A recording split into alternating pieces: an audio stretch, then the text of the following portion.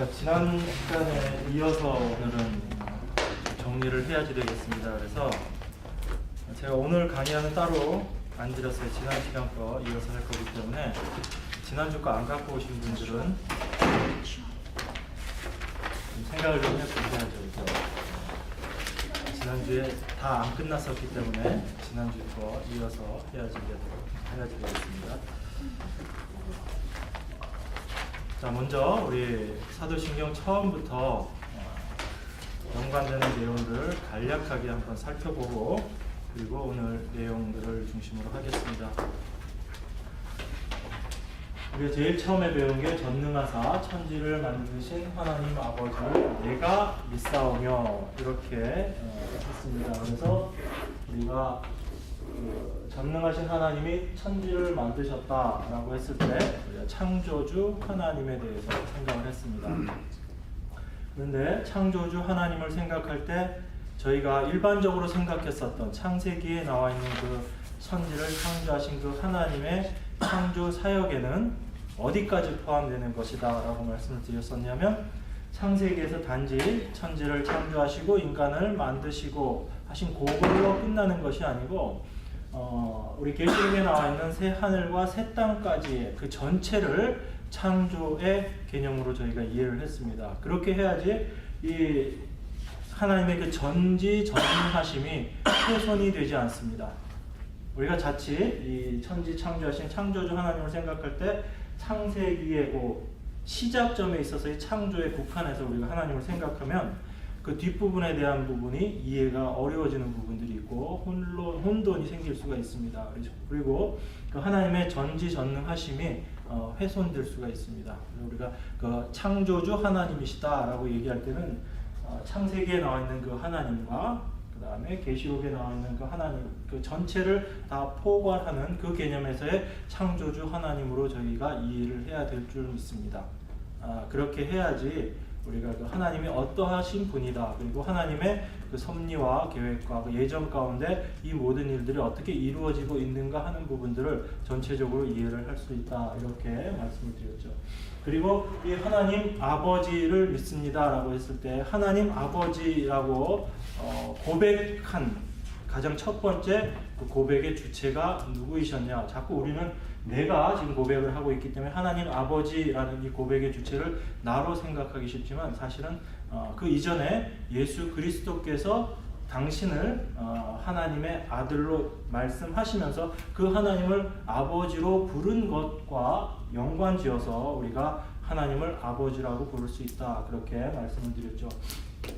그리고 내가 믿습니다 라고 했을 때 이 믿는다는 그 의미에 대해서 우리가 다시 한번 생각했습니다. 단순하게 우리가 어떤 감정적으로 내가 믿습니다 라는 그런 차원을 떠나서 실제 성경에서 이야기하고 있는 믿는다 라고 이야기했을 때 그 믿음 안에 무엇을 같이 포함하고 있는가 라는 부분들을 나눠봤죠. 그래서 우리의 그 감정적인 부분과 그 다음에 지식적인 부분이 같이 포함되는 내용이다 라고 말씀드렸습니다. 그리고 그 믿는다라는 것에 있어서 믿는다라는 것을 단지 우리가 논리적인 순서에 의해서 그것을 믿는다라고 한정 짓는 것이 아니고 비록 우리의 논리 수준에서는 이해가 되지 않더라도 하나님께서 계시로 우리에게 주어진 부분들 그것을 우리가 그 계시의 내용이 무엇인지를 정확하게 아는 것이 필요하다라고 말씀을 드렸습니다. 그렇기 때문에 우리가 어떤 사실을 믿는다라고 얘기할 때 그 지식적으로 어떤 대상을 안다라고 할 때 그 안다라는 것은 그 내용이 무엇을 이야기하고 있는가는 최소한 알아야 된다는 얘기고 그리고 그 안다라는 부분에는 우리가 논리적으로 모든 것들을 100% 다 이해해야지 우리가 안다라고 하는 부분이냐 그것까지는 아니다라고 했습니다. 왜냐하면 성경은 기본적으로 하나님께서 하신 일을 기록해 놓은 책이거든요. 하나님과 우리와의 가장 큰 차이는 하나님은 무한하신 분이시고 창조주이시고 우리는 피조물이거든요. 그러면 피조물, 유한자의 입장에서 무한을 이해한다라는 것은 사실 말이 안 되는 얘기입니다. 그래서 성경의 많은 부분에 있어서는 하나님께서 어떤 부분에 대해서는 특별한 설명을 하지 않으십니다. 설명을 하지 않고 선포를 해버리세요. 왜? 그것에 대한 논리적인 이해가 우리에게 의미 없고 또 논리적인 이해가 가능하지 않은 부분이기 때문에 그렇게 이야기되어 있는 부분이 있습니다. 창세기 1장 1절도 하나님이 어떤 분이냐에 대해서 설명하지 않습니다. 이 천지를 창조하신 주체가 하나님이시다라고 바로 들어가게 되죠. 그래서 우리 자신이 피조물이다라는 것을 전제로 하고 생각했을 때 우리가 하나님의 말씀을 믿는다, 하나님 아버지를 믿는다라고 했을 때 그 믿는 내용이 무엇인가에 대해서는 우리가 고민을 하고 연구를 해야지 됩니다. 그렇지만 그 안에 하나님께서 특별히 계시로 주어주신 부분들이 있어요. 그래서 그 계시로 주어진 부분들은 우리가 그 계시의 내용이 무엇인지는 알지만 그것을 논리적으로 이해 못하는 경우들은 분명히 있습니다. 그렇지만 그 논리적인 이해가 전제되지 않은 상황 속에서도 그 계시의 내용이 무엇인지를 알아가는 것, 그것이 우리가 성경을 알아간다, 안다라고 이야기할 수 있는 부분이다, 이렇게 볼 수가 있습니다. 그래서 내가 믿는다라고 했을 때는 그 모든 것들을 같이 포함하는 상황 속에서 내가 믿습니다라고 이야기할 수 있는 것이다라고 말씀드렸죠. 그래서 성경에 나와 있는 많은 안다와 믿는다라는 부분이 별개의 부분으로 아는 것 따로 믿는 것 따로 되는 것이 아니고 이것이 같이 하나가 되어서 믿음이라는 것을 이야기하고 있습니다. 그래서 성경은 어떤 데서는 믿음을 이야기하면서 안다라는 것으로 표현하기도 합니다. 그리고 어떤 부분은 순수하게 믿음이라고 표현하기도 하고요. 그래서 이것을 우리가 성경을 보면서 혼란스러워질 수도 있는데 이 내용들을 우리가 좀 정확하게 알면 그것들을 같이 포괄하는 개념이다, 이렇게 이해하실 수 있을 것 같습니다. 이해가 안 된다는 듯이 머리를 쥐어뜯고 있는 학생들입니다. 네. 그래서 제가 머리가 없지 않습니까? 하도 일찍 머리를 쥐어뜯어가지고. 자, 이제 지난 시간에 우리가 어디까지 했었냐면 그 외아들 우리 주 예수 그리스도를 믿사오며 해서 어디까지 했죠? 이 외아들이라는 부분을 저희가 지난주에 했습니다. 그래서 외아들까지 했어요. 지난주에 이 외아들이라는 부분을 말씀드리면서 이 외아들이 의미하는 바가 무엇이다 라고 제가 몇 가지 말씀을 드렸던 것 같아요. 오늘 강의는 조금 어려울 수 있습니다. 제가 예수 그리스도에 대한 부분들을 설명해 드려야 되기 때문에 이거는 저희가 좀 깊게 들어갈 수밖에 없어요. 그래서 우리 학생들이 좀 이해하기 어려울 수가 있는데 중요한 건 뭐냐면 이건 믿음으로 받아들여지는 부분이지만 한 번 들을 때하고 두 번 들을 때하고 세 번 들을 때하고 또 내가 그걸 고민해 볼 때하고 차이가 납니다. 그렇기 때문에 왜 제가 이렇게 자신 있게 얘기할 수 있냐면 제가 여러분 또래 때 이 고민들을 했었기 때문에 답은 찾지 못했지만 고민을 했었거든요. 그러니까 고민할 수 있다라는 것은 충분히 그러한 사고를 할 수 있다라는 걸 전제로 하는 겁니다. 그렇기 때문에 여러분들도 힘들어도 고민을 해보세요. 그리고 이것이 성경에서 이야기하는 바가 옳은가 하는 것을 어디서 성경 속에서 여러분들이 찾으려고 애를 써봐야지 됩니다. 왜냐하면 지금은 많은 부딪힘이 없을지 모르지만 여러분들이 조금 더 세상적인 학문들을 더 많이 경험하고 배우고 나면 그런 세상적인 학문과 내가 알고 있는 신앙이라고 믿음이라고 이야기하는 부분들이 많이 이렇게 컨플릭트 될 수 있는 요소들이 있습니다. 근데 그것을 우리가 단지 그냥 믿고 가야지 이렇게 넘어가면 아주 좋을 수 있어요. 아무 고민 없이 믿어주면 정말 좋은 겁니다. 그런데 그게 실제 문제가 됐을 때 그걸 여러분들이 해결할 수 있는 뭔가 사상적인 또 신학적인 신학이라고 얘기하니까 굉장히 좀 어려워 보이지만 그런 성경적인 지식들이 있어야지 됩니다. 그래서 말씀을 드리는 거니까 힘들더라도 포기하지 마시고 끝까지 들으세요. 듣고 나서 이해가 안 되면 다시 질문하고 스스로 고민해보고 그런 시간을 가졌으면 좋겠습니다. 자, 이 외아들이라는 거에서 우리가 생각할 수 있는 게 어떤 거라고 말씀드렸죠? 직접적인 내용도 좋고 그리고 외아들이라는 부분에서 우리가 오해하지 말아야 될 부분이 어떤 게 있다고 말씀드렸죠? 아무거나 얘기해 보세요. 다 신나는 표정으로 뭘 물어보니 너가 그냥 얘기하지. 네. 자, 이 외아들이라는 부분에서 아들이라고 이야기하면 일단 우리가 제일 먼저 생각할 수 있는 게 아버지와 아들 관계를 생각할 수 있습니다. 이 아버지와 아들 관계라는 것은 우선 우리가 제일 먼저 드는 게 생물학적인 관점에서 이해하는 거예요. 그죠? 그래서 아버지와 아들, 부자지간이라고 생각했을 때는 육신의 아버지, 그다음에 육신의 아들 이 개념에서 생각할 수 있습니다. 그래서 이 외아들이라는 부분을 또 다른 성경에서는 독생하신, 그래서 이 아버지와 아들 관계에서 낳는다라는 개념을 생각하고 있어요. 전제로 하고 있습니다. 이 생물학적인 관점에서는 우리가 이런 부분으로 이제 생각을 깊게 들어가 버리면 여러 가지 좀 어려운 문제들이 생깁니다. 왜? 하나님 아버지께서 그 아들을 낳았다. 성경에도 이런 구절 있죠. 내가 너를 낳았다라는 표현이 있습니다. 그렇으면 과연 그 표현 자체가 생물학적인 의미에서의 낳았다라는 표현인지, 안 그러면 다른 것을 의미하고 있는 건지 우리가 정확하게 알고 있어야지 되거든요. 근데 성경에서 이야기하는 낳았다라는 의미는 우리가 일반적으로 생각하는 그런 생물학적인 표현은 아닙니다. 만약에 그게 생물학적인 표현이면 이런 전제가 가능하게 돼요. 태초에 아들이 없었던 상황이 전제가 돼야지 됩니다. 그죠? 하나님 아버지만 홀로 존재하는 그런 시간대가 필요해요.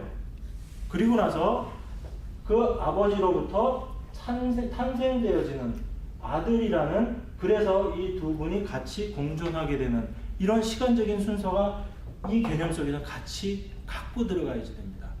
그런데 우리가 일반적으로 이야기합니다. 성자가 어떻게 나셨습니까? 하나님 아버지로부터 났습니다. 이렇게 얘기해요.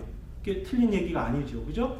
그렇지만 하나님 아버지로부터 났습니다라는 것이 반드시 이런 시간적인 순서를 전제하고 있는 게 아니다라는 얘기예요. 하나님께서 혼자 계셨던 시간이 있고, 그리고 나서 예수 그리스도가 하나님 아버지로부터 나셔서 이 두 분이 이제 그 이후에 함께 하셨다라는 이런 논리적인 걸 전제로 하지 않습니다. 다만 그리고 또 아버지와 아들이라는 이 관계 속에서 어떤 상하의 관계를 또 전제로 하지도 않습니다. 그래서 이런 부분들이 사실 우리가 논리로 이해되어지지 않는 부분이에요. 하나님 그럼 어떻게 계셨냐? 그 아들이신 예수님은, 그 하나님 아들이신 부분은 언제 어떻게 존재하셨고 그분이 어떻게 계셨냐? 더 깊게 들어가 더 한마디를 더 하면 하나님 아버지와 그 아들과 성령님은 함께 계셨어요. 태초부터. 그런데 성령님은 또 우리가 설명할 때 어떻게 설명하시죠? 누구로부터 나오셨다? 아버지로부터 성령님 이렇게 얘기하시는 분도 있고, 그리스도께서 가심으로 성령님 보내신다는 그 말씀을 가지고 성자로부터 성령님은 나오셨다 이렇게 얘기하시는 분들도 있거든요. 그러면 그렇게 얘기할 때 어떤 순서상에 의해서 그 순서로 따지면 성령님이 제일 마지막에 존재하셔야 된다는 거죠. 그렇지만 성경은 그렇게 얘기하지 않거든요. 처음부터 이 삼위 하나님께서 함께 계셨다라고 얘기합니다. 어떤 시간적인 순서를 이야기하지 않고. 그래서 그런 부분들을 우리가 논리적으로 따져서 그러면 이렇게 우리로서는 사실은 이해할 수 없는 그 영역 밖입니다. 계시로서 하나님께서 우리에게 주신 부분이고, 그것을 뛰어넘어서 우리가 생각하는 것은 하나의 추론일 수밖에 없어요. 그러다 보니까 어떤 한 가지 이론을 가지고 이야기를 하면 다른 부분하고 안 맞는 부분들이 생깁니다.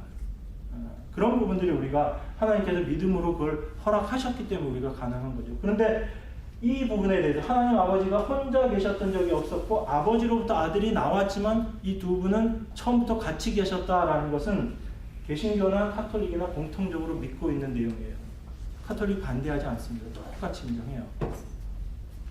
그러면서도 이름은 우리 인간의 논리로는 논리적이지 않다라고 생각되어지는 그런 부분이지만, 기독교 역사를 통해서 이 부분에 대한 것이 결정되고 나서 부인되어 본 적이 없습니다.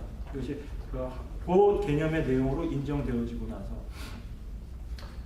그래서 우리가 하나님 아버지 외아들이라고 이야기할 때 이런 생물학적인 개념 자체를 우리가 내려놓아야지 됩니다. 그래서 그런 부분들을 우리가 생각하지 않고 거기에 매이지 않고 이 외아들의 의미가 무엇인가에 대해서 우리가 성경에 나와 있는 구절들을 생각하면서 우리가 좀 더 따져보자 이렇게 말씀을 드렸죠. 그래서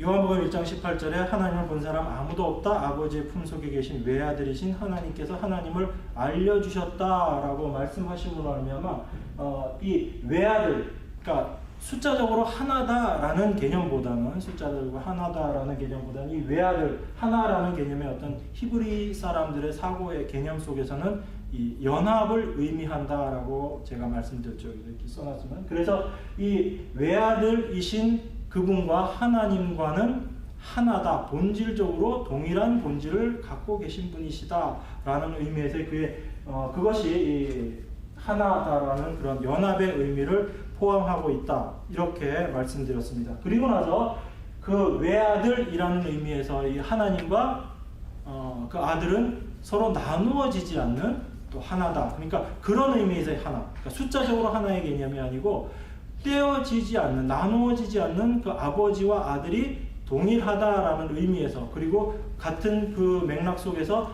그렇기 때문에 이 두 분은 하나일 수밖에 없고 서로 다른 생각을 가지실 수가 없고 한 분의 생각이 다른 분의 동일한 생각일 수밖에 없다라고 인정되어질 수밖에 없는, 그래서 그 외아들이라는 그런 표현을 하고 있다라고 우리가 이해할 수 있습니다.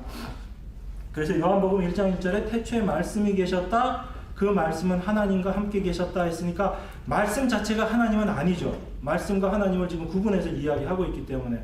그런데 그 태초에 말씀이 계셨는데 그 말씀은 하나님과 함께 계셨고, 그리고 그 다음에 아주 또 그 말씀은 하나님이셨다, 이렇게 성경을 이야기하고 있거든요. 말씀과 하나님을 구분해서 이야기하는 듯 하면서 또 그 말씀과 하나님이 하나다라고 이야기를 하는 거예요. 우리로서는 사실 이 믿음으로 이게 우리 안에 받아들여지지 않으면 말도 안 되는 소리일 수밖에 없죠. 그러니까 세계의 지성들이 이 성경의 내용들을 보면서 성경의 유익한 그런 교훈적인 말씀들이나 행함에 대한 얘기들은 참 유익하다라고 이야기하지만 나는 성경을 믿지는 않는다라고 이야기하는 게 그럴 수밖에 없어요. 왜? 자기가 갖고 있는 그런 모든 논리와 그런 이성을 총동원해도 믿어지지 않기 때문에, 그리고 성경 안에서 자체적으로 서로 그 배타적이라고 느껴지는 구절들이 있고, 지금과 같이 이 한 구절 안에서도 이 의미론적 해석이 되어지지 않으면 논리론적으로 이게 해석이 안 되는 부분들이거든요. 그러니까 쉽지 않다라고 생각해 볼 수 있습니다. 요한복음 10장 30절에 보면 예수님께서 직접 이렇게 말씀하셨죠. 나와 아버지는 하나다라고 말씀하셨습니다. 서로 떨어져 서로 다른 분이신 것 같지만 사실은 이 두 분이 한 분이시다라고 이야기를 하면서 그 외아들이라는 의미를 우리가 이렇게 좀 깊이 있게 생각해 볼 수 있는 것 같아요. 그래서 단지 그 외아들이라고 했을 때 하나님께는 아들이 하나밖에 없으시다. 그래서 우리는 다 이 개념 속에서는 우리의 양자됨의 개념도 이름 추측할 수 있는 내용들이 있습니다. 그 아버지와 본질적으로 하나인 그분은, 그 아들 되심은 한 분 예수님밖에 없으시지만 우리는 하나님과 동일한 본질은 아니지만 여전히 하나님의 아들로 인정받는다라고 해서 양자됨에, 하나님의 자녀들의 양자됨에 대한 부분들을 설명하는 내용이 되기도 합니다. 그게 제가 여기 적어드린 건데, 하이델베르그 요리문답 33번에 나와 있는 거, 그리스도만이 영원히 본래적인 하나님의 아들이신지에 비하여 우리는 그 덕분에 은혜로 양자됨에 의해서만 하나님의 자녀들이 되기 때문입니다 라는 그 내용이 그것을 이야기하고 있습니다. 왜? 우리도 하나님의 자녀라고 이야기하는데 왜 굳이 예수 그리스도만을 독생자, 한 분이신 하나님의 아들이라고 이야기하느냐라는 의미에서 실제로 성경에는 우리를 하나님의 자녀 삼아주셨다, 우리도 하나님의 자녀이다 라고 이야기하고 있지만 왜 예수님만을 독생자라고 이야기하느냐? 그것은 바로 그 하나님의 아들로 우리가 인정받으면서도 하나님이신 예수님과 우리와의 구별을 같이 얘기하고 있는 부분이다, 이렇게 생각해 볼 수 있습니다. 자, 오늘의 메인은 이게 이제 지난 시간까지였고요. 오늘의 메인은 예수 그리스도입니다. 예수 그리스도. 자, 예수 그리스도. 우리가 지금은 일반적으로 예수 그리스도라고 해서 그냥 하나로 생각하죠. 그죠? 하나로 생각하죠. 여러분들의 피곤하신 모습을 보니까 저도 마음이 굉장히 안타깝고, 그 마음 익히 다 받아들여질 수 있지만 그래도 강의하는 입장에서는 어떻게 지금 제 고민입니다. 어떻게 해야지 피곤함을 좀 덜 수 있을까? 방법은 하나밖에 없습니다. 제가 강의를 재미있게 하는 방법밖에 없습니다. 그래서 쉽지 않네요. 다음 주는 뭔가 좀 이렇게 재롱도 아이들이 있어서 제가 재롱을 떨긴 좀 그렇고. 자, 보겠습니다. 예수. 그리스도. 우리는 지금 보통 일반적으로 예수 그리스도라고 해서 그냥 한 개념으로 이해를 합니다. 그리고 예수 그리스도면 우리는 한 분에 대해서만 바로 딱 떠오르게 되죠. 그죠? 그러니까 뭐 큰 아무 의심 없이 여러분들이 이 부분들을 받아들이고 내가 예수 그리스도를 믿습니다라고 하는 고백이 아무런 그 느낌 없이 아무런 감정 없이 그렇게 그냥 받아들이고 있어요. 여러분들도 이 부분들 쭉 하시면서 뭐 사도신경 이렇게 암송하시면서 또 고백하시면서 그 한마디 한마디에 이렇게 가슴이 턱턱 이렇게 치는 그런 느낌으로 고백이 잘 안 되죠. 현실적으로 할 때도. 그렇지만 나름 이제 혼자 묵상하실 때 보면 그 한마디 한마디가 이렇게 가슴에 딱 와닿는데 그 와닿는 것을 좀 더 이렇게 좀 빈도수를 좀 높이기 위해서 저희가 이런 공부를 하는 겁니다. 자, 예수 그리스도라고 했을 때 이것은 나누어진 얘기예요. 두 이름입니다. 예수라는 한 이름과 그 다음에 그리스도라는 한 이름을 이야기를 합니다. 그런데 우리 손봉호 교수님 책에 보니까 그 내용이 나와 있더라고요. 유대인들도 예수와 그리스도를 다 믿었다. 이렇게 딱 써놨어요. 그래서 이게 무슨 소리야? 그러고 궁금해서 그 뒷얘기를 읽어봤더니 그 얘기구나. 그래서 제가 참 재미있게 쓰신다 그 생각이 들었는데 그분 책에 보면 이 내용이 나옵니다. 유대인들도 예수를 믿었습니다. 그리고 그리스도도 믿었습니다. 예수라고 예수는 우리가 어떻게 이해를 해야 되죠? 일반적으로 우선 생각할 때 예수는 역사적 인물입니다. 그죠? 여러분이 알고 계시는 예수님 역사적 인물이에요, 아니에요?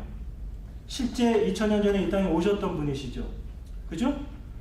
이것조차도 부인하는 사람들이 있어요. 예수님의 실제성에 대해서도 그냥 그분이 하신 일조차 그리고 실질적으로 그 예수라는 그 역사적인 예수가 존재했는가에 대해서도 의문을 품는 사람들이 있더라고요. 이거는 뭐 역사적인 기록에도 너무 많이 나와 있는 부분인데 그 기록에 대한 신빙성을 이야기하면서 역사적 예수가 과연 존재했는가 아주 그런 부분까지 얘기를 하는 걸 보고 제가 참 그랬었는데 자 역사적 예수 2000년 전에 유대 땅 갈릴리 지역에서 여러 가지 일들을 행하시고 또 어떤 사람들이 보기에는 이적, 기적이라고 말하는 것들을 행하시고 그리고 십자가에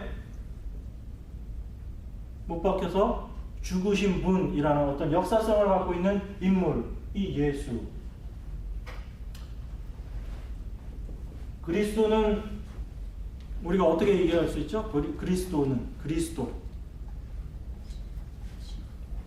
원래 이 그리스도라는 이 말의 단어 의미가 뭐죠?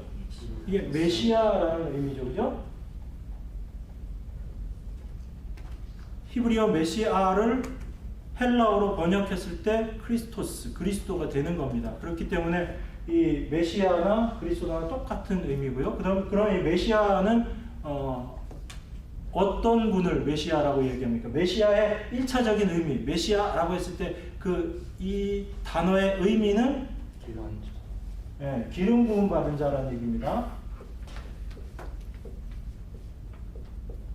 그래서 메시아는 기름 부음 받은 자예요. 기름 부음 받는다는 것은 어떤 거냐면 우리 학생들이 있으니까 설명을 좀 해야죠. 이스라엘 역사 속에서 어떤 사람을 어떤 위치의 대상으로 만들어 세울 때 행하는 의식이 있습니다. 그게 뭐냐면 기름을 그 사람 머리에 이렇게 붓는 거예요. 근데 어떤 사람이 그런 기름 부음을 받느냐 하면 왕으로 세워질 때 그리고 또 하나 선지자로 세울 때 또 하나 제사장으로 세울 때 이 세 역할에 대해서 이 사람들을 세울 때 위임할 때 기름 부음의 의식이 있습니다. 그래서 메시아라는 의미는 1차적인 의미로 이 기름 부음 받은 자라는 의미가 1차적인 의미입니다. 그 다음에 유대인들의 그 구약적인 사고 속에서의 메시아는 하나님께서 다시 오시겠다, 하나님께서 다시 보내시겠다라고 약속하신 그 약속의 대상입니다. 그런데 그분이 하실 일이 어떤 일이냐면 이런 세 가지의 복합적인 일을 하실 분으로 보내시겠다라고 약속을 하신 거예요. 그래서 그 약속 가운데 이스라엘 백성들이 갖고 있었던 메시아 사상이라는 것이 이 메시아가 그러니까 이 이스라엘 역사 속에 있어서는 아마 뭐 다윗이나 솔로몬 같은 그런 전성기 시기가 지나고 나서 그들 속에 계속적으로 심겨졌었던 하나의 사상이라고 볼 수 있죠. 왜냐하면 이스라엘 역사 속에서 다윗 때처럼 솔로몬 때처럼 그런 위대한 왕국을 건설했다라는 것도 그것을 하나의 그 민족적인 어떤 목표를 갖고 있었던 민족이기 때문에 그래서 이 메시아라는 이 사상 속에 이러한 분이신데 그러한 분이 오실 것이다라는 앞으로 오실 메시아에 대한 그런 기대감들, 그런 믿음들을 가지고 있었어요. 그래서 그 사람들에게 있어서 그 새로 오실 메시아 그리스도는 그들을 로마의 압제에서 구원해주고 그리고 그 왕이 오시면은 온 세계를 통치하시고 자기 이스라엘 백성들은 그 주권하에 그 통치자에 속한 민족으로 지금의 현재 그때 당시 현재 처한 위치보다 전혀 다른 어떤 신분 상승이라고 할 수 있고 완전 신분의 변화가 될 수 있는 그런 대망의 그런 메시아들 그들이 기다리고 있었어요. 그래서 유대인들도 이거는 같이 다 믿고 있었죠. 예수라는 사람이 왔어서 이러한 삶을 살고 죽었다. 그리고 그리스도라는 분은 오실 분이신데 어떠한 분이시다라는 것은 갖고 있었어요. 그런데 유대인들에게 있어서는 이 예수님이 그리스도다라는 부분을 믿었다, 믿지 않았다. 믿지 않았다라는 얘기입니다. 그렇기 때문에 예수 그리스도라고 우리가 고백을 하는 것은 바로 이 땅에 오셔서 그러한 삶을 사셨던 그런 역사적 예수님이 바로 그 성경 속에서 그렇게 대망하고 기다리고 있었던 그런 그리스도이시다라는 것을 우리가 고백하는 것, 그것이 예수 그리스도를 믿사오며라고 이야기하는 내용입니다.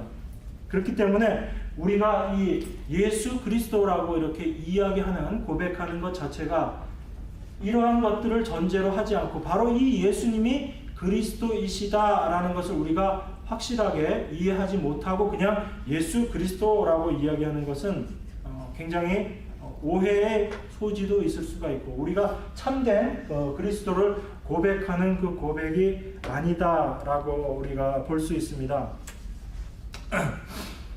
그 요한복음 20장 31절 성경책 갖고 계신 분은 한번 보시죠. 제가 이거는 옮겨놓지 않았기 때문에 요한복음 20장 31절 찾으신 분이 한번 큰 소리로 읽어주시기 바랍니다. 요한복음 20장 31절. 그런데 여기에 이것이나마 기록한 목적은 여러분으로 하여금 예수가 그리스도요 하나님의 아들이심을 믿게 하고 또 그렇게 믿어서 그의 이름으로 생명을 얻게 하려는 것이다. 네. 요한이 요한복음을 쓰면서 이 요한복음을 쓴 목적을 여기다가 써놨습니다. 여기에 이것이나마 기록한 목적은 요한복음을 쭉 기록한 목적은 여러분으로 하여금 예수가 그리스도요 하나님의 아들이심을 믿게 하고 이렇게 되어 있습니다. 예수가 그리스도이시오. 그러니까 여러분들이 기다리고 있었던 그 그리스도가 바로 우리가 십자가에 못 박아 죽인 그 예수입니다라는 것을 우리로 하여금 믿게 하고 바로 그분이 또 하나님의 아들이심을 믿게 함으로 말미암아 그 이름으로 우리가 생명을 얻게 하려는 것이 목적입니다. 요한복음을 쓴 목적은 거기에 있다라는 거예요. 지금도 이런 유대적인 사고와 똑같은 생각을 갖고 있습니다. 대부분의 사람들이 역사적 예수는 인정합니다. 그렇지만 그 역사적 예수가 온 세상의 구원주, 구속주이신 그리스도이심을 믿지 않아요. 대부분의 사람들이 그렇게 이해하고 있습니다. 예수와 그리스도는 서로 다른 존재이다라고 그렇게 이해를 하고 있습니다. 우리가 예수 그리스도라고 고백하는 것은 바로 이런 큰 의미가 있어요. 그 예수님이 바로 그리스도이십니다라고 우리가 고백하는 그 고백이 함께 포함되어 있는 겁니다. 우리 요리문답 29번에 보면은 왜 하나님의 아들이 예수, 즉 구원자라고 불립니까? 이렇게 되어 있습니다. 이 질문에 대해서, 이 물음에 대해서 우리가 이제 조금 더 생각을 해보도록 하겠습니다. 기본적으로 예수와 그리스도가 연결되어 있을 때 그 연결된 부분을 우리가 어떻게 이해할 부분인가, 이해할 것인가에 대해서 제가 지금 말씀을 드렸고, 그러면 이 예수라는 이 이름에서 우리가 생각해 볼 수 있는 것에 대해서 조금 더 나눠보도록 하겠습니다. 자, 예수라는 이름의 뜻, 그 이름 자체가 갖고 있는 원래 의미가 뭐죠? 예수라는 이름 자체가. 그래서 이 부분을 비슷하게 갖고 와서 마태복음 1장 21절에 예수님의 이름에 대해서 언급하면서 그 이름을 예수라고 하여라, 그가 자기 백성을 죄에서 구원하실 것이다 라고 이렇게 되어 있죠. 그래서 원래 예수라는 이름 자체의 뜻이 뭐냐면 우리를 죄에서 구원하는 자라는 의미예요. 그래서 어디 보니까 그 얘기도 나와 있던데, 예수님 당시까지 예수라는 이름이 굉장히 흔했던 이름이다라고 그렇게 얘기를 하고 있더라고요. 왜? 예수라는 이름 자체가 갖고 있는 의미가 그렇게 아주 좋은 의미였었기 때문에 이름 뜻이 좋으면 많이들 쓰잖아요, 그죠? 그래서 양반집에서는 뭐 이름 짓느라고 굉장히 고민들 하고 신경 많이 쓰죠, 그죠? 근데 별로 그런 거 신경 안 쓰는 사람들은 막 이름을 짓긴 하지만, 원래 이름이라는 것이 그 이름대로 그 사람이 된다라는 그런 사고 때문에 이름을 짓는데 굉장히 신경 씁니다. 이것은 뭐 우리뿐만 아니고 유대에도 마찬가지고, 이것은 그 자체가 갖고 있는 의미 때문에 그래요. 그래서 이 예수라는 이름 자체가 갖고 있는 의미가 자기 백성을 죄에서 구원자의 의미를 갖고 있는 것이 그 예수라는 그 뜻입니다. 그래서 하나님께서 이 예수라고 이름을 지으신 것도, 성령께서 그 이름을 예수라 하라라고 하신 것도 바로 그분의 앞으로 하실 일을 같이 말씀하시면서 그 이름을 지어주신 것이다 라고 그렇게 볼 수 있습니다. 그래서 그 예수라는 이름 자체가 우리를 죄로부터 구원해 주시고, 그리고 성경의 다른 부분들을 본다면 그 이름 외에 다른 어떤 이름으로도 우리를 구원할 이름이 없다라는 것을, 그래서 우리가 예수 그리스도를 믿습니다 라고 할 때는 바로 이 부분에서 그러한 예수님과 그러한 그리스도, 그 예수님이 그리스도이심을 우리가 믿습니다 라고 하는 고백입니다. 자, 여기서 제가 이 부분은 말씀을 같이 고민을 해야 될까 말아야 될까 많이 생각을 했었는데, 그래도 같이 한번 고민을 해보는 게 좋을 것 같아요. 이게 왜 저희가 이 부분을 좀 고민을 해봐야 되냐면, 예수님의 사역에 대한 부분입니다. 예수님께서 그리스도로서의 그 사역을 우리가 생각을 하면서 우리 교회가 기본적으로 갖고 있는 생각, 그리고 우리 교회와 좀 다른 부분에서 예수 그리스도의 사역과 또 그분의 삶에 대해서 어떻게 이해하느냐에 따라서 우리의 그 방향성하고 좀 틀려질 수 있는 부분들이 있거든요. 그래서 이 말씀을 드립니다. 자,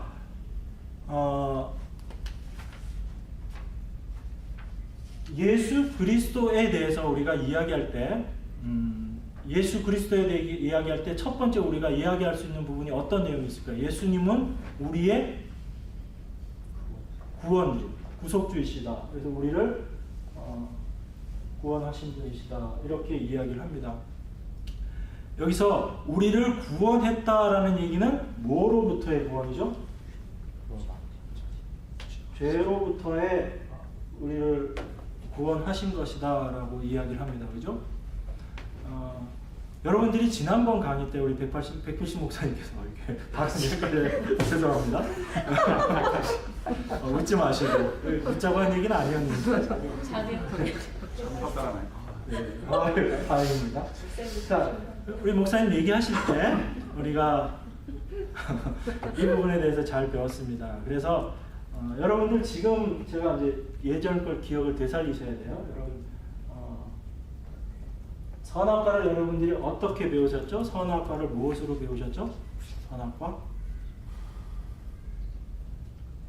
다 기억이 뿔뿔뿔뿔. 하나님께서 선악과를 주신 것이 무엇을 주신 것이다? 율법을 주신 것이다로 배우셨잖아요. 그죠? 생각이 나시죠? 그래서 이 율법입니다. 그런데 아담과 하와가 하나님의 이 율법을 지키지 않음으로 말미암아 죄 가운데 떨어질 수밖에 없었습니다. 그래서 그 죄를 예수님께서 대속해 주심으로 말미암아 우리의 대속의 의미로 예수 그리스도를 우리가 이해를 했습니다. 그죠? 그래서 우리가 그때 대표와 대신에 대해서도 배웠죠. 여러분 그건 자세히 알고 계셔야 됩니다. 정확하게 알고 계셔야 돼요. 자, 예수님께서 이 두 가지 의미를 같이 갖고 있다라고 말씀을 드렸습니다. 대표한다라고 했을 때는 하나님으로서의 예수님이십니까? 아니면 인간으로서의 예수님이십니까?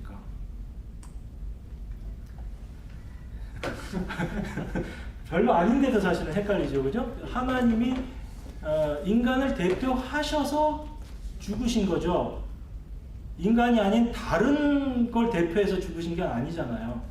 그죠? 그래서 대표라고 이야기할 땐 예수님의 인성 부분, 인간이신 예수님을 얘기를 한다고 말씀을 드렸죠. 그 다음에 모든 인간은 죄 가운데 있을 수밖에 없는 것이기 때문에 그 인간을 대신해서 누군가 그것을 대신 속죄해주기 위해서, 대신 내어주기 위해서는 죄 없는 인간이 아닌 다른 부분으로 가셔야 된다고 말씀드렸죠. 그래서 대신의 개념을 이야기할 때는 하나님이신 예수님을 우리가 얘기한다라고 그렇게 배웠습니다. 여러분들 잘 알고 계셔야 돼요. 이건 굉장히 별거 아닌 것 같지만 아니죠. 굉장히 중요한 내용이에요. 왜냐하면 이게 다른 부분에서 계속 연결이 되기 때문에 그렇습니다. 자, 그럼 제가 한 가지 여러분들에게 물어보겠습니다.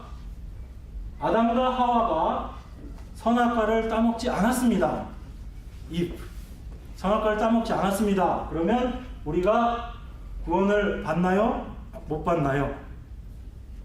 이건 이중성을 갖고 제가 물어보는 거예요. 선악과를 따먹지 않았습니다라는 의미가 단순하게 그 선악과를 따먹지 않았다, 범죄하지 않았다의 의미로만 이야기하면 선악과 따먹지 않았으면 죄가 없었기 때문에 당연히 구원받죠. 그런데 제가 물어보는 거에는 그 이중적인 질문을 같이 포함하고 있는 겁니다. 하나님께서 선악과를 주셨다라는 얘기는 율법을 주셨다라는 의미로 이해를 하게 되면 율법이라는 것은 그것을 범하지 않아야 되는 측면이 있지만 그 율법을 지켜야 되는 측면이 있죠. 무슨 얘기인지 이해가 가시죠? 그러니까 선악과를 그냥 딱 놔두고 하나님께서 따먹지 마라고 얘기하신 그것을 단지 직접적인 명령으로 선악과를 따먹지 마라는 명령으로만 이해하면 선악과 안 따먹으면 인간에게 죄가 없는 거예요. 죄 없는 상태라는 얘기죠. 그런데 이 선악과 개념을 율법의 개념으로 이해하고 율법이라고 이야기했을 때는 두 가지 면이 같이 들어간다는 거죠. 그것은 그 율법을 온전히 안 지키면, 율법을 지키지 않으면 거기에 대한 벌이 있다라는 부분하고, 또 한편으로는 그것을 주셨다라는 얘기는 그 율법을 완성하라, 지키라는 의미가 같이 내포되어 있다라는 거기 때문에, 그래서 이 선악과 율법 개념을 그런 이중적인 의미로 이해를 하게 되는, 근데 대부분이 다 그렇게 이해하고 있습니다. 우리가 논리적으로 이렇게 나눠서 이야기들을 하지 않을 뿐이지 선악과 율법으로 이해를 하게 될 땐 그 두 가지를 같이 얘기할 수밖에 없어요. 그렇기 때문에 무죄한 상태로 구원을 받느냐, 아니면 여기에 나오는 게 이제 우리의 죄로 말미암은 구원과 우리가 의라는 것을, 그 우리의 의를 이야기할 때 그 의로움으로 말미암아, 그러니까 죄 없는 상태에서의 구원이냐, 아니면 죄 없는 상태, 이걸 플러스 뿐만 아니라 이렇게 표현하기도 좀 그런데 사실은 이게 같은 개념이거든요. 근데 이걸 나눠서 이야기를 하다 보니까 그렇게 되는 모습인데, 설명을 좀 쉽게 하기 위해서 나눠서 말씀을 드리면, 죄 없이 되는 이런 구속, 예수 그리스도께서 하신 부분이 이걸 이제 대속이라고 이야기하죠. 그죠? 우리를 죄에서 구원해 주신. 그리고 나서 우리가 하나님과 한 곳에, 새하늘과 새 땅에 하나님과 동일하게 우리가 존재하기 위해서는 무엇이 더 필요한가라고 이야기했을 때 예수 그리스도의 의를 힘입어서 우리가 하늘나라로 갑니다라고 이야기를 하는 거거든요. 이걸 의의 전가라고 이야기를 합니다. 그죠? 그래서 이 두 가지 개념이 예수 그리스도의 사역에 가장 크게 이야기하는 두 가지 내용입니다. 사실 이거 말고 다른 것도 없어요. 이 두 가지만을 이야기를 하고 있습니다. 여기에 대해서는 그 누구도 문제 삼지 않아요. 이 부분에 대해서는 그 누구도 문제 삼지 않습니다. 그리고 이 부분들을 이야기하는데 여기에 있어서 카톨릭조차도 이 부분은 인정을 해요. 다만 이 친구들은 여기에 뭘 더하죠? 행함이라는 걸 같이 집어넣습니다. 그런데 프로테스탄트는 원래 이런 잘못된 어느 순간에 변질되어 버리고 고착화되어 버린 이러한 구원관에 대해서 뭐 한 거죠? 프로테스트 한 겁니다. 프로테스트에서 아니다. 예수 그리스도의 사역만으로 우리는 구원함을 받는 것이다. 이렇게 간 케이스거든요. 그런데 이게 시간이 지나면서 이 프로테스탄트 내에서도 어떤 사고가 생기기 시작했냐면 그것은 이미 이 안에 뿌리가 같이 있었던 거예요. 원래 뿌리가. 이게 차등상급론하고 같이 연관이 됩니다. 그리고 그 뿌리를 조금 더 내려가서 보면 이건 뭐하고 연관이 되냐면 성화론하고 연결이 돼요. 그리고 예수 그리스도의 의의 전가라는 부분하고 같이 또 연결이 됩니다. 그러니까 이게 쉽지 않은 부분이에요. 정말 어렵습니다. 왜냐하면 지금 이거 가지고 토론을 하게 되면 아마 피 터지게 싸울 거예요. 왜? 여기에 목숨 걸고 있는 사람들이 있거든요. 자, 저희 교회가 믿는 바에 대해서 물어보겠습니다. 내용은 자세하게 몰라도 돼요. 여러분, 차등상급론을 저희 교회가 믿습니까? 믿지 않습니까? 안 믿어요. 그러면 거기에 뿌리가 되는 성화론을 저희 교회가 믿습니까? 안 믿습니까? 이건 좀 갸우뚱거리죠. 성화론 내가 지금부터 예전부터 쭉 알고 있었던 건데 그게 잘못된 건가? 이렇게 생각할 수 있잖아요. 그죠? 그런데 여기서부터 이렇게 가려고 그러면 별로 문제 없을 것 같은데 종착점이 어딘가를 놓고 다시 이렇게 쭉 거꾸로 쭉 들어가 보면 우리가 믿지 않는 것의 뿌리가 이쪽으로 가네 이렇게 될 수가 있어요. 이게 굉장히 중요한 내용입니다. 그래서 어렵고요. 이 내용 자체가 어렵습니다. 그래서 이 의에 대한 부분, 예수 그리스도의 구속, 십자가, 대속과 그 다음에 우리가 그리스도를 믿는다라고 했을 때 일반적으로 많은 사람들이 이렇게 얘기합니다. 성화론 쪽을 생각하면서 차등상급론을 생각하시는 분들이 베이스가 이 베이스에서 어떤 생각을 하시냐면 우리가 구원함을 받는다라는 것은 예수 그리스도의 그 십자가로 말미암은 우리 죄를 속해 주신 그 대속과 그리고 예수 그리스도께서 이 땅에서 직접 삶으로 보여주신 율법의 완성, 그래서 예수님께서 이 땅을 사시면서 완성하신 그 율법의 완성, 그 의를 우리에게 전가시켜 주심으로 말미암아 우리가 구원함을 받는다라고 이야기를 합니다. 그래서 예수님께서 그러한 삶을 사셨기 때문에 예수 그리스도의 의의 전가가 필요 없다는 얘기는 아니에요. 잘 들어보셔야 됩니다. 그쪽 한쪽에서 얘기하는 걸 제가 말씀드리는 거예요. 그렇기 때문에 예수님께서 그런 율법을 지켜 살아가시는 그러한 삶을 다 사셨기 때문에 우리도 예수님을 닮아서 살아야지 됩니다. 그게 뭐예요? 그게 성화론이에요. 그 전제는 우리도 예수님처럼 그런 삶을 살 수 있습니다. 무엇을 힘입어서? 성령을 힘입어서 우리가 살 수 있습니다라는 거예요. 그러니까 이 성화론은 굉장히 좋아 보입니다. 굉장히 좋은 이야기 같아요. 그리고 우리들로 하여금 열심을 내고 최선을 다해서 신앙생활을 할 수 있게끔 만듭니다. 그런데 이렇게 열심히 주장하시는 분들이 대부분 어디로 가냐면 이쪽으로 가요. 왜 차등이 될 수밖에 없어요? 모든 사람이 똑같은 수준까지 다 다다를 수 있으면 차등이라는 의미가 생기지가 않습니다.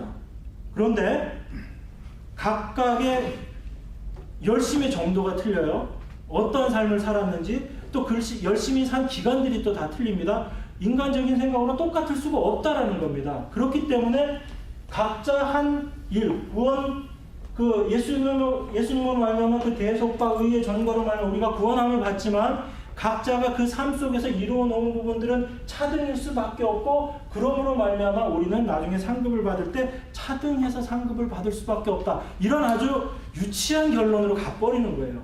그러니까 여기까지 보면 굉장히 이게 거룩해 보이고 멋있어 보이고 뭔가 어트랙티브해 보이는데, 그 뒤쪽으로 가면 뭐가 깔려 있다는 거예요. 나는 최소한 너보다 낫다라는 것을 전제로 하고 있는 거예요. 나는 너보다 더 뛰어난 사람이고 싶다 뿐만 아니고, 난 너보다 신앙 안에서조차도 하나님 앞에 더 칭찬받는 사람이 되고 싶다라는 그게 전제가 되어 있는 겁니다. 단지 하나님이 사랑스럽고 하나님이 너무 좋아서 하나님의 말씀을 지켜서 준행하는 것이 아니고, 우리 믿음의 선배들은 그렇게 살았어요. 그런데 그 삶의 모습들을 가지고 와서 이쪽에서 차용할 때 그런 의미로 차용을 해버립니다. 그러니까 똑같은 내용을 가지고 얼마나 우리가 이기적인 모습으로 갈 수, 이 땅에서의 삶을 가지고 하늘나라 가서도 내가 다른 사람보다 더 대접받으면서 살겠다라는 그런 생각의 바탕으로 이런 성화론들을 주장하는 겁니다. 그래서 저는 이 부분들 보면서, 그럼 우리가 어떤 부분에서 문제가 있고 어떤 부분에서 잘못 생각했기 때문에 이 성화론과 연결돼서 이 차등 상급론적으로 빠질 수밖에 없는가에 대한 게 바로 여기에 있다고 생각해요. 예수 그리스도의 의의 전가 부분을 우리가 예수님께서 율법을, 실제 예수님께서 이 땅의 삶을 사시면서 그 율법을 온전히 다 지키셨고 그 율법을 예수님께서 완성하셨다라는 그 말씀, 내가 율법이나 선지자로 폐하러 온 줄 아느냐? 아니다. 어떻게 하신다? 온전케 하러 오셨다라는 그 말씀이 이 성화론의 베이스가 되는 말씀이거든요. 예수님이 그렇게 오셨기 때문에 예수님께서 율법과 선지자, 즉 구약 율법의 그 모든 말씀을 이 땅에서 삶을 통해서 다 지키셨다라고 주장을 하고 있습니다. 그래서 그 의를 우리가 전가받는 거고, 예수님이 지키셨기 때문에 우리도 지킨다라는 쪽으로 가는 거거든요. 근데 저는 그 부분을 우리가 좀 달리 생각해야 되는 게 아닌가. 예수님께서 그 율법과 선지자를 온전케 하셨다, 완성하셨다라는 그 의미를 우리가 어떤 의미에서 이해를 해야 되는가. 그 단순하게 놓고 보면 예수님께서 율법을 다 지키셨나요? 다 지키신 거 아니잖아요. 예수님 스스로도 율법을 어기신 부분들이 있거든요. 그러면 결론만 말씀드리고 제가 다음 시간에 한 번 더 이 부분을 조금 나누도록 하겠습니다. 우리가 율법을 지킨다라고 할 때, 이 율법을 지킨다라고 할 때 이 방법이 있습니다. 이러이러한 거 하지 말아라 했을 때 그렇게 하지 않음으로 이 율법을 지킵니다. 그죠? 그 다음에 어떤 잘못에 대해서는 내가 이렇게 벌한다라고 이야기했을 때 이 벌함의 측면으로 율법을 지켜버리는 방법이 있습니다. 무슨 얘기냐면, 우리가 법을 지킬 때, 법이라는 게 있을 때 이러이러한 일을 한 자는 어떻게 벌한다라고 되어 있어요. 그럼 1차적으로 이것을 지키는 방법은 그렇게 하지 않는 겁니다. 그런데 그렇게 하지 않는 것이 너무나 이건 잘못된 거다라고 생각했기 때문에 거기에 대해서 대항을 해요. 이게 80년대 한국에서 데모를 많이 했던 일 중에 하나가 그런 거지만, 그렇게 했을 때 그 법을 그대로 지키는 방법은 하나는 하지 말란 대로 안 하는 거 하고, 하나는 그 법이 이야기하는 것을 하고 어떻게 하는 거예요? 다 죄를 처벌을 받는 거예요. 그게 그 법을 지키는 겁니다. 범하고 처벌을 안 받으면 법을 안 지키는 거지만, 범하고 처벌을 받으면 법을 지키는 거예요. 전 예수님의 삶, 예수님의 이 땅에서의 삶의 모습을 전 그렇게 이해하고 싶어요.